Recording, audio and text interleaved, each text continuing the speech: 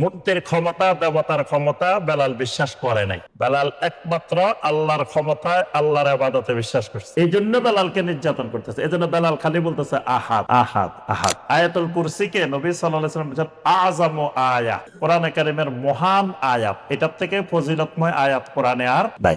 জমিনে প্রত্যেকটা শিশুর মাথা প্রথমে আসে। জমিনে আল্লাহকে সাজদা দিয়ে প্রত্যেকটা মানুষকে জমিনে ঢুকতে হয়, জমিনে প্রবেশ করতে হয়। আসসালামু আলাইকুম ওয়া রাহমাতুল্লাহি ওয়া বারাকাতুহু। আলহামদুলিল্লাহি ওয়াহদা ওয়াসসালাতু ওয়াসসালামু আলা মান লা নাবিয়্যা বা'দা ওয়া আলা আলিহি ওয়া সাহবিহি ওয়া মাওয়ালা। আচ্ছা, কোরআনে কারীমের মধ্যে সবচাইতে ফজিলতময় সূরা কোনটা বলেন তো দেখি? সবচাইতে ফজিলতময় সূরা যে সূরা আল ইখলাস। সূরা আল ইখলাসকে নবী সাল্লাল্লাহু আলাইহি ওয়াসাল্লাম বলছেন কি সুলুসুল কোরআন, কোরআনের 3 ভাগের 1 ভাগ। আচ্ছা, এবার এখানে বলবেন কোনটা কোন তাওহীদ। কুল হুয়াল্লাহু আহাদ। রাসূল আপনি বলেন আল্লাহ হলেন একক, এক না, একক। ওয়াহিদ বলেন নাই, কুল হুয়াল্লাহু ওয়াহিদ বলেন নাই, বলছেন কি আহাদ। ওয়াহিদ হলো এক, ওয়াহিদ ইসনান সালাসা আরবা, 1 2 3 4। আর যখন আহাদ তখন এটা এক না, এটা একক। হ্যাঁ, তো এটা কোন তাওহীদ? যে এটার মধ্যে 3ও তাওহীদ। আহাদের মধ্যে কি 3টা আছে, মানে যত রকমের তাওহীদ আছে সবগুলা আহাদের মধ্যে একসাথে। মালিকও আছে, নাম গুণাবলীও আছে, ইবাদতও আছে, সবগুলাই আছে। এই জন্য এক শব্দে আল্লাহ পাক বলে দিয়েছেন কুল হুয়াল্লাহু আহাদ, তিনি একক। তিনি সৃষ্টির ক্ষেত্রে একক, মালিকানার ক্ষেত্রে একক, পরিচালনার ক্ষেত্রে একক, নামের ক্ষেত্রে একক, গুণাবলীর ক্ষেত্রে একক, ইবাদত পাওয়ার ক্ষেত্রে একক, সব ক্ষেত্রে এক। 3 প্রকারের তাওহীদ একসাথে। এই জন্য বেলাল রাদিয়াল্লাহু তাআলা আনহুকে যখন কাফেররা নির্যাতন করতেছিল, বেলাল কি জিকির করতেছিল? বেলাল শুধু বলতেছিল আহাদ আহাদ আহাদ, আর কোনো শব্দ বলে না। তো বেলাল অন্যগুলো বললো না কেন? আল্লাহ আল্লাহ আল্লাহ বলতেছে না, বেলাল বলতেছে কি আহাদ আহাদ আহাদ। কেন বলছে বেলাল কথাটা? নবী সাল্লাল্লাহু আলাইহি ওয়াসাল্লাম যখন বেলাল রাদিয়াল্লাহু তাআলা আনহুকে দেখতেছিলেন, তাকে নির্যাতন করা হচ্ছে, মরুভূমির মধ্যে উত্তপ্ত বালুর মধ্যে শোয়াই রাখা হয়েছে, মাথার উপরে পাথর চাপা দিয়ে রাখা হয়েছে, বুকের উপরে পাথর চাপা দিয়ে রাখা হয়েছে। উনি শুধু জবান থেকে বলতেছেন আহাদ আহাদ আহাদ। নবী সাল্লাল্লাহু আলাইহি ওয়াসাল্লাম বললেন সবরান ইয়া বেলাল ইন্না আহাদান ইউনজিকা। বেলাল তুমি সবর ধরো, তোমার আহাদ তোমাকে অচিরেই নাজাত দিবে। সুবহান। আহাদ বলতেছিলেন বেলাল কেন? বেলাল আহাদ বলার কারণ হলো বেলাল আল্লাহ আল্লাহ বলতেছেন না, কারণ আল্লাহকে বেলালও মানে, যারা নির্যাতন করতেছে তারাও মানে। বেলাল যদি আল্লাহকে আল্লাহ মানত, শুধু ওই মানুষগুলা বেলালকে নির্যাতন করতো না। যারা নির্যাতন করতেছে তারা কিন্তু আল্লাহ মানে। তো বেলালও যদি আল্লাহকে মানে, তো এটাতে তাদের কোনো আপত্তি নেই। কিন্তু বেলালকে নির্যাতনটা করতেছে কেন? বেলাল আল্লাহকে আহাদ মানছে, তাওহীদ মানছে, আল্লাহকে একক মানছে। মূর্তির ক্ষমতা, দেবতার ক্ষমতা বেলাল বিশ্বাস করে নাই। বেলাল একমাত্র আল্লাহর ক্ষমতায়, আল্লাহর ইবাদতে বিশ্বাস করছে। এই জন্য বেলালকে নির্যাতন করতেছে। এই জন্য বেলাল খালি বলতেছে আহাদ আহাদ আহাদ। তাহলে এখানে কয় প্রকারের তাওহীদ পাইছেন?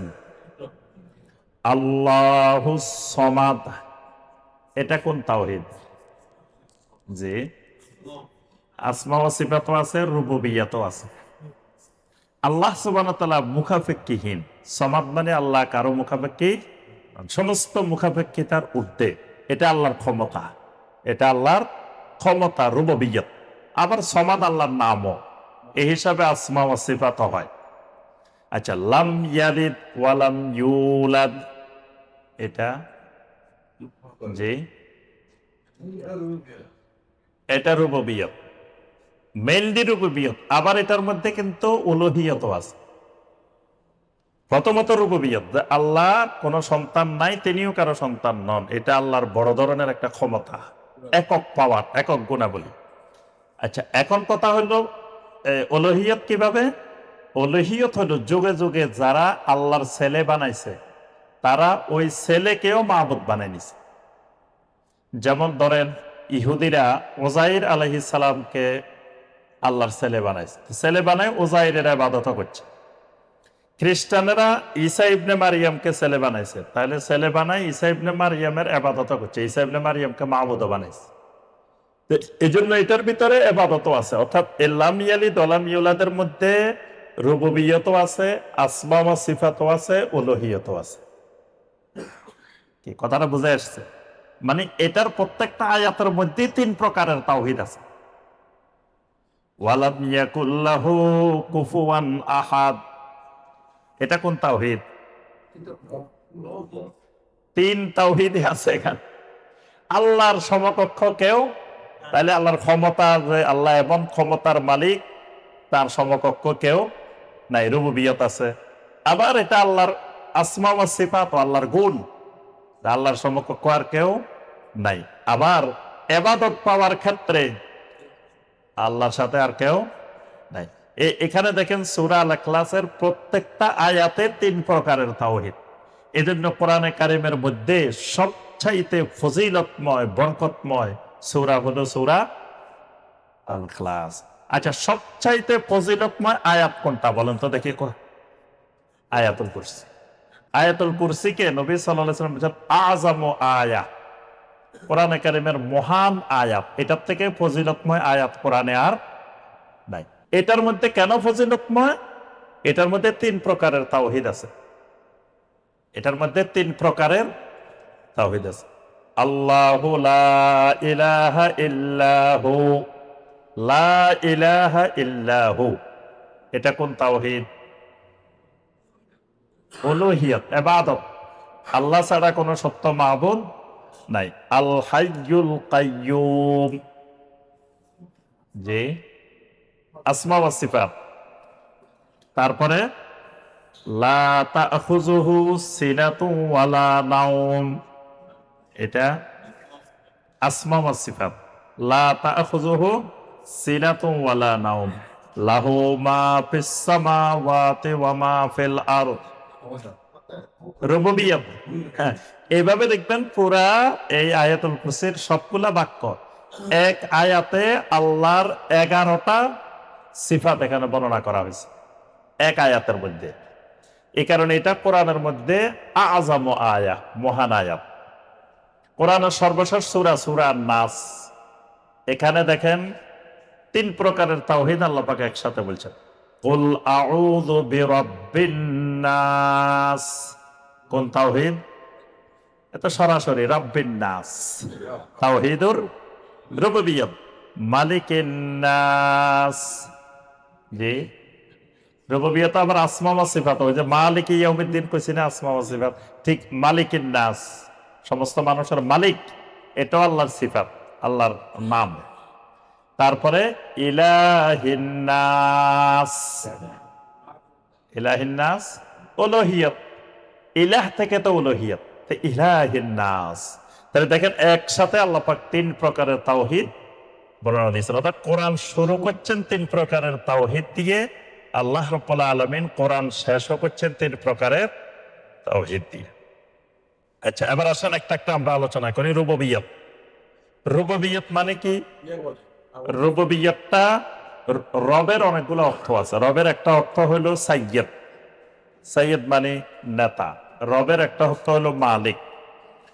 রবের একটা অর্থ হলো আল মুনশি ওয়াল মুরাব্বি, অর্থাৎ যারা লালন পালন করেন, প্রতিপালন করেন, দেখাশোনা করেন, এদেরকেও বলা হয় রব। কোরআনে কারিমে আল্লাহ রাব্বুল আলামিন রবকে চেনার জন্য বান্দাকে যে জিনিসগুলো দিয়েছেন, সেই জিনিসগুলোর বর্ণনা আল্লাহ পাক কোরআনে কারিমে অনেক জায়গায় দিয়েছেন। মানে বান্দা জমিনে আসার পরে সর্বপ্রথম বান্দার কাজ, বান্দা রবকে চিনতে হবে, বান্দা তার মালিক চিনতে হবে। মালিক চিনতে যদি ভুল করে তাহলে তার দুনিয়াতে সব কাজ ভুল হয়ে যাবে। আর সঠিকভাবে যদি মালিককে চিনতে পারে তাহলে তার দুনিয়ার প্রত্যেকটা কাজ থাকবে সঠিক রাস্তায়। তা এখন মালিককে বান্দা চিনবে কিভাবে? রবকে চিনবে কিভাবে? চেনার জন্য আল্লাহ রাব্বুল আলামিন প্রত্যেকটা মানুষের সাথে 4টা উপাদান দিয়েছেন। কয়টা উপাদান? 4টা উপাদান। মানে রবকে চিনার জন্য আল্লাহ পাক প্রত্যেক মানুষের সাথে উপাদান দিচ্ছেন কয়টা? কি কথা বুঝতেছেন তো? 4টা উপাদান। এই 4টা উপাদান সব মানুষের সাথে আছে। 1 নম্বর উপাদান ফিতরত, 2 নম্বর উপাদান আকল, 3 নম্বর উপাদান হিস, 4 নম্বর উপাদান শরঈয়া।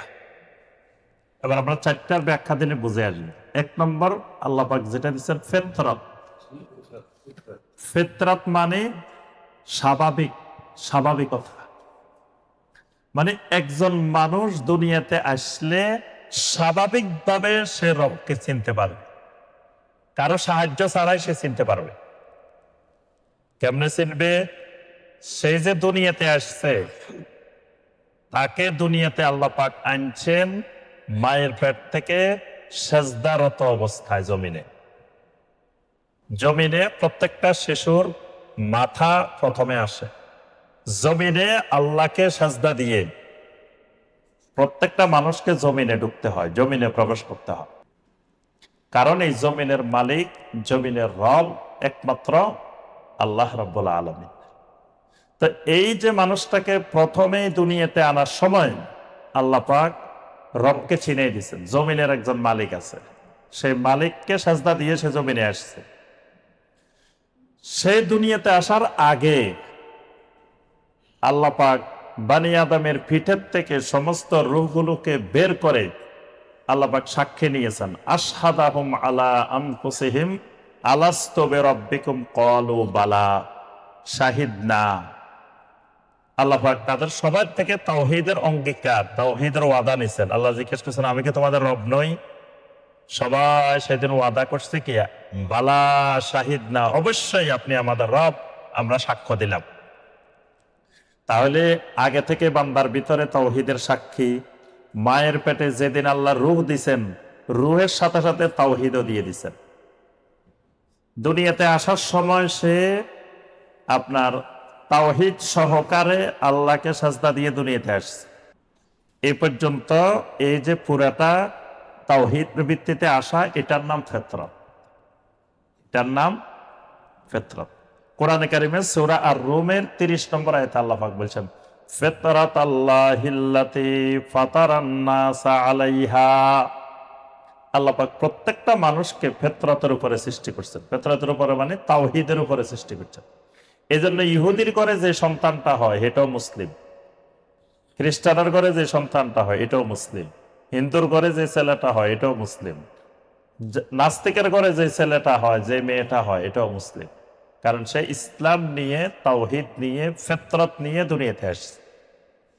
তাহলে রবকে চেনার জন্য 1 নম্বরে যে উপাদান আল্লাহ দিচ্ছেন সেটা হলো কি? ফিতরত। 2 নম্বরে যে উপাদানটা দিচ্ছেন সেটা হলো আকল। প্রত্যেকটা মানুষের মধ্যে আল্লাহ পাক একটা আকল দিছেন, বিবেক দিছেন, চিন্তা শক্তি দিছেন, এটাকে বলে আকল। বান্দা দুনিয়াতে আসার পরে সে প্রতিদিন দেখে সূর্য পূর্ব দিকে উঠে পশ্চিম দিকে অস্ত যায়, তার আশেপাশে অনেক জিনিস দেখে, সে চন্দ্র দেখে, সূর্য দেখে, তারপর তারকারাজি দেখে, সে আপনার গাছপালা দেখে, অনেক কিছু সে চারিপাশে দেখে। এই দেখে দেখে দেখে দেখে তার আকল তাকে দেখাবে যে এগুলার একজন রব আছেন, এগুলার একজন মালিক পরিচালনা করতেছেন। এটা হলো আকল। রবকে চেনার জন্য আল্লাহ পাক প্রত্যেক মানুষের সাথে কি দিছেন? আকল দিছেন। এজন্য ধরেন পাহাড়ে জঙ্গলে একজন মানুষ থাকে, যে মানুষটার কাছে কেউ ইসলামের দাওয়াত নিয়ে যায় নাই, সে ইসলাম কি জিনিস জীবনে শুনেও নাই, দাওয়াতও পায় নাই, তো এই লোক কি জান্নাতে যাবে? জি, এই লোক তো কালেমা পড়ে নাই, এ জান্নাতে যাবে কেমনে? সে জান্নাতে যাবে যদি সে তার ফিতরত এবং আকলকে কাজে লাগায় আল্লাহকে বিশ্বাস করে। এতটুকু থাকলে সে জান্নাতি। সে নামাজও পড়া লাগবে না, রোজাও রাখা লাগবে না। সে যদি ফিতরত আর তার আকল এই দুইটার সাহায্যে সে তার রবকে চিনতে পারে, কোন শিরিকের সাথে মিশ্রিত না হয়, তাহলে সেও জান্নাতে যাবে। 3 নম্বরে আল্লাহ পাক যেটা দিচ্ছেন সেটা হলো হিস। হিস মানে অনুভূতি। প্রত্যেক মানুষের মধ্যে আল্লাহ পাক একটা অনুভূতি শক্তি দিচ্ছেন। অনুভূতি শক্তিটা কি রকম? সে যখন কোনো বিপদে পড়ে, মুসিবতে পড়ে, তার অজান্তেই সে একজনকে ডাকে, মালিককে ডাকে, সৃষ্টিকর্তাকে ডাকে, তাহলে সে বুঝে যে আমার এই বিপদ থেকে আমাকে একজন বাঁচাইতে পারে। এটা তার অনুভূতি। এদের আরবের মুশরিকেরাও সাগরের মাঝখানে বিপদে পড়লে বা ইদা রাকিবু ফিল ফুলকে দাআবুল্লাহ মুখলিসিনা লাহুদ্দিন, সাগরের মাঝখানে একেবারে খালেস ভাবে আল্লাহকে ডাকতো। কেন আল্লাহকে ডাকতো? তাদেরকে তাদের অনুভূতি বলতো যে এই সাগরের মাঝখানে ওই দেবতা মূর্তি টুর্তি এরা বাঁচাতে পারবে না, বাঁচানোওয়ালা এখানে আল্লাহ রাব্বুল আলামিন। এটা হলো তার অনুভূতি। তারপরে সে যখন আল্লাহর কাছে কিছু চায়, দোয়া করে, দোয়া কবুল হয়। অনেক দোয়া দেখবেন আপনি আল্লাহর কাছে চাইছেন, পরে দেখলেন যে এটা রেজাল্টও পাই গেছেন। তো নিশ্চয় কেউ যদি না থাকে, রব যদি না থাকে, তো রেজাল্ট পাইলেন কেমনে, কে দিল? এগুলোকে বলে অনুভূতি। নবী সাল্লাল্লাহু আলাইহি ওয়াসাল্লাম বৃষ্টির জন্য দোয়া করছেন, সাহাবায়ে কেরামের সামনেই মেঘ উঠে চারিদিক থেকে বৃষ্টি শুরু হয়ে গেছে। ওই জুমার খুতবা চলাকালীন অবস্থায় নবী সাল্লাল্লাহু আলাইহি ওয়াসাল্লামের বৃষ্টি শুরু হয়ে গেছে। এক সপ্তাহ বৃষ্টি বন্ধ হয় না। পরের জুমায় আবার নবী সাল্লাল্লাহু আলাইহি ওয়াসাল্লাম দোয়া করছেন, বৃষ্টি বন্ধ হয়েছে। তো তাহলে এই যে দোয়া শুরু হয়েছে, দোয়ায় বৃষ্টি বন্ধ হয়েছে, সবাই এটা দেখছে না সাহাবীরা? তাহলে এই যে তাদের অনুভূতি, কে বৃষ্টি দিল, কে বৃষ্টি বন্ধ করল, এটা প্রত্যেক বান্দার মধ্যে আল্লাহ পাক দিয়ে দিচ্ছেন। এটাকে বলে হিস, অনুভূতি। আরেকটা হলো শারঈয়া। শারঈয়া কিরকম? যে আল্লাহকে চেনার জন্য, রবকে চেনার জন্য আল্লাহ পাক নবী রাসূল পাঠাইছেন, আসমানি কিতাব পাঠাইছেন। তাহলে 4টা মাধ্যমে, 4টা উপাদানে রবকে চেনার জন্য আল্লাহ পাক প্রত্যেক মানুষকে এই দান করেছেন। এবার আসেন তাওহীদুর রুবুবিয়্যাহ, যেটা আমরা বললাম, এটা কয় প্রকার? তাওহীদুর রুবুবিয়্যাহটা 2 প্রকার। তাওহীদুর রুবুবিয়্যাহটা মূলত 2 ভাগে বিভক্ত। একটা ভাগ হইল আল্লাহকে সকল সৃষ্টির একমাত্র মালিক মনে করা। আরেকটা হলো মালিক মনে করার পরে আল্লাহর নির্দেশগুলোকে মেনে নেওয়া। কথাটা বুঝে আসছে? মানে রুবুবিয়্যাহ, আল্লাহকে আমি রব মানলাম, তো রব মানা মানে কি? আল্লাহকে তো কাফেরও মানে, আমি যারা আহলুত তাওহীদ আমিও মানে। তো 2 মানার মধ্যে পার্থক্য কোথায়? পার্থক্য হলো এটা বুঝলে পার্থক্যগুলো বের হয়ে যাবে। তাওহীদুর রুবুবিয়্যাহটা প্রধানত 2টি ভাগে বিভক্ত। একটা হলো খালক, একটা হলো আমর। মানে সংক্ষিপ্ত কথা হলো খালক আর আমর। খালক মানে যিনি রব, তিনি সমস্ত সৃষ্টির একমাত্র মালিক, এটা হলো খালক। আমর মানে সৃষ্টির যেহেতু তিনি একমাত্র মালিক, তাহলে সৃষ্টির উপরে আদেশ, নিষেধ, হুকুম কার হবে? তারই হবে। এই যে 2টা অংশ রুবুবিয়্যাতের, প্রথম অংশ কাফেররাও বিশ্বাস করে, মুশরিকও বিশ্বাস করে। তাহলে বোঝা গেল প্রথম অংশ মানলে তাওহীদুর রুবুবিয়্যাহ হয় না। কথাটা বুঝে আসছে? কাফের মুশরিকদেরকে আল্লাহ পাক কোরআনে কারিমে কিন্তু বারবার এই প্রশ্নটা করছে, বলো দেখি এটা কে বানাইছে, বলো দেখি তোমারে বানাইতে অন্য কেউ সহযোগী ছিল কিনা, বলো দেখি তোমরা যে সমস্ত মাবুদ বানাইছ এরা একটা খেজুরের বিচি বানাইতে পারে কিনা, একটা খেজুর বানাইতে পারে কিনা, এটা বানাইতে পারে কিনা। কাফেররা বলছে না, সব কিছুর সৃষ্টি একমাত্র আল্লাহ। এটা কিন্তু কাফেররা মুশরিকেরা মেনে নিছে। তাহলে তারা এটা মানার পরে কিন্তু তারা আহলুত তাওহীদ হইতে পারে নাই, তারা কিন্তু তাওহীদওয়ালা হয় নাই। তাহলে বোঝা গেল তাওহীদের এই দিকটা মানলে তাওহীদ হয় না।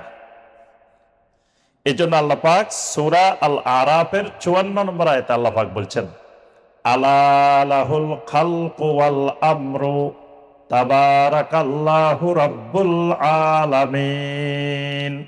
আলা, জেনে রাখো, লাহুল খালকু ওয়াল আমরু, সমস্ত সৃষ্টি একমাত্র আল্লাহর, এবং সৃষ্টির উপরে হুকুম নির্দেশ সেটাও একমাত্র আল্লাহর।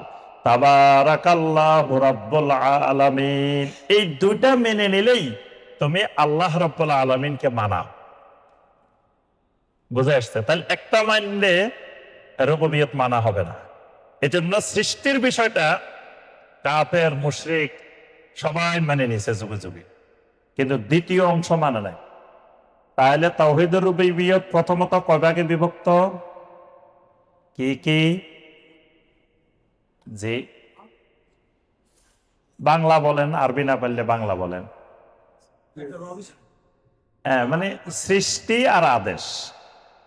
একটা সৃষ্টি আর একটা কি আদেশ, এই দুটা মনে রাখলে হবে। একটা সৃষ্টি আর একটা আদেশ, মানে আল্লাহকে একমাত্র সৃষ্টির মালিক মনে করা।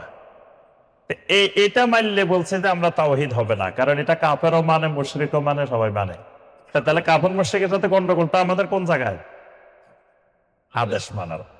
আচ্ছা, এবার আসেন আদেশ। প্রথমত দুই ভাগ কইছি না, এগুলো আর একটু পরে পড়াশোনা করবেন তো একেবারে ভালো করে মুখস্থ হয়ে যাবে। এখন হয়তো যারা নতুন প্রথমবার তাদের একটু কঠিন মনে হবে, যারা এর আগে অনেকবার শুনছেন তাদের জন্য সহজ। তাওহীদটা একেবারে সহজ, বুঝলে একেবারে সহজ। এবং আপনি প্রথম বুঝতে হবে, বুঝিয়ে আপনি দাওয়াত দিবেন খালি। এসএসসিতে অঙ্ক করার পরে যদি এরপরে আর কোনোদিন অঙ্ক না করেন, এখন যদি আপনার ওই এসএসসির অঙ্ক দেওয়া হয়, আপনি ফেল করবেন। কি ফেল করবেন না? বিসিএস পরীক্ষা কিন্তু ওই এসএসসির অঙ্ক এগুলাই আসে, কিন্তু পারে না। কারণ কি, ওই যে এসএসসি পাস করার পরে তো আর দীর্ঘ সময় অঙ্ক করে নাই।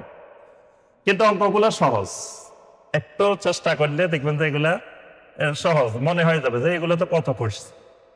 এখন তাওহীদের বিষয়গুলো একেবারে সহজ। এখন আপনি শিখে যদি বসে থাকেন, দাওয়াত না দেন তাওহীদের, তাহলে আপনি আবার বলে যাবেন। এজন্য এগুলো সবসময় শিখবেন আর দাওয়াত দিবেন, শিখবেন আর দাওয়াত দিবেন, পড়বেন আর দাওয়াত দিবেন, মানুষের বুঝাইবেন খালি। আর আপনি বুঝাইবেন সহিহ আকীদার দাওয়াত মানে তাওহীদের দাওয়াত। আমাদের কাজ তাওহীদের দাওয়াত, আমাদের কাজ ওই একতলাফি মাসালা নিয়ে নিয়ে মানুষের সাথে ঝগড়া করা না। আমাদের কাজ হলো মানুষকে তাওহীদবাদী বানানো, আহলুত তাওহীদ বানানো। আহলুল শিরিক থেকে, আহলুল কুফর থেকে, আহলুল বেদাত থেকে মানুষকে আমরা কি বানাবো? আহলুত তাওহীদ বানাবো, আহলুস সুন্নাহ বানাবো। এটাই হলো আমাদের মেইন কাজ, মূল মিশন। তো এই জন্য তাওহীদটাকে ভালো করে আপনি বুঝতে হবে না, মানুষের বুঝাইবেন কি। আর আমার ওই বইটা ভালো করে পড়বেন, ওই যে তাওহীদে ঈমান ও আমল গড়ি, এটার মধ্যে এই তাওহীদের প্রকারভেদ গুলো আরো সুন্দর করে দেওয়া আছে। তাহলে